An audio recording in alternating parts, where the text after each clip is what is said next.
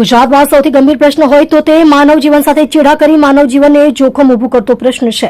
ખાદ્ય પદાર્થોમાં ભેળસેળનું પ્રમાણ વધી રહ્યું છે. શહેરમાં અત્યાર સુધીમાં નકલી ઘી, પનીર, તમાકુ, મેગી મસાલા, તેલ, ઈનો પકડાઈ ચૂક્યા. ત્યારે પૂર્વ આરોગ્ય મંત્રી કુમાર કાનાણીએ હાલના આરોગ્ય મંત્રી પ્રફુલ્લ પાનસેરિયાને પત્ર લખ્યો.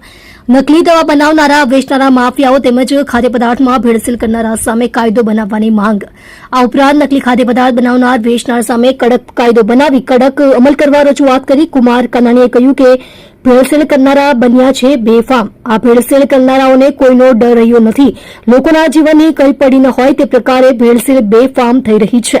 કુમાર કાનાણીએ કહ્યું, આ મુદ્દો મેં વિધાનસભામાં પણ ઉઠાવ્યો. પૂર્વ આરોગ્ય મંત્રી ઋષિકેશ પટેલને પણ આ પ્રવૃત્તિઓ રોકવા કાયદો બનાવવાની માંગણી કરી. લાંબા સમયથી આવી રજૂઆતો કરતા હોવાનો પણ ઉલ્લેખ પત્રમાં કર્યો. ભેળસેળ કરનારા માફિયાને ડર લાગે તેવો કોઈ કાયદો નથી.